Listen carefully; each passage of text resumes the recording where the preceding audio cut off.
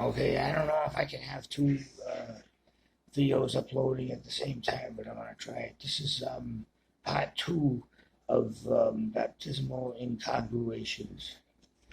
The eyes and ears of most could see and hear, but not yet perceive states of being encyclopediatrically defined beyond the scope of the words that gave them generic meaning.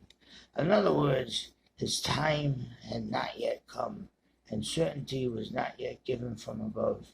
Although each sentence of literary weight carries within its womb all that preceded its coming to light, the concept of boundary is essential to creating objective personage through limitation of space and partly time, and without boundaries' ability to define all that the world contains, the trespass of ownership would not become a violation of one of the first 10 laws essential to the archetypal human moral compass.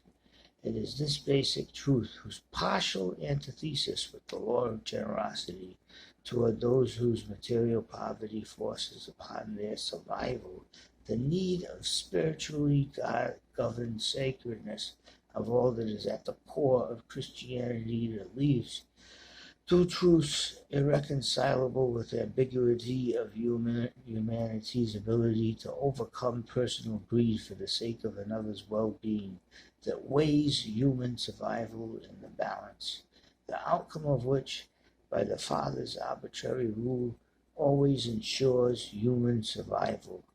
When humanity itself reaches a level of insubordinate cruelty, selfishness, and immaturity of actions that threaten the continuation of its own continued survival, severe measures are taken by the universality of justice that is much stronger than all forms of evil combined.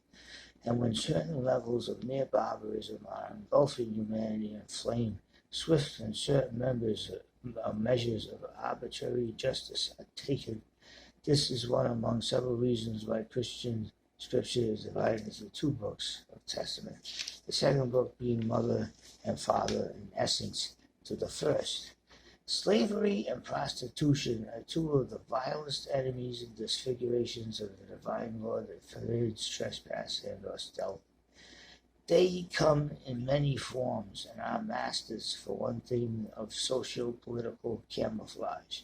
This is a law basic as well to all orientations that compass and give, for the most part, a deeper water to definition, conception, and encyclopediacity as second and third cousins, to the misty origins concerning and enwombing solidity, impenetrability, and extension, without which there would be no such thing as archetypal boundary, to which either respect and dignity dignify or trespass and illegitimize.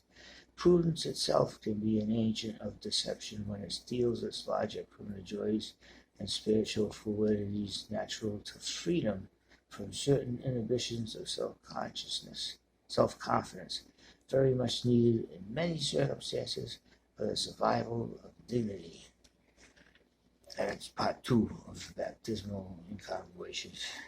So I might have lost part of it, so I'm not sure, but I think I've got all of it. I look good enough upstairs, so well, I'll be back.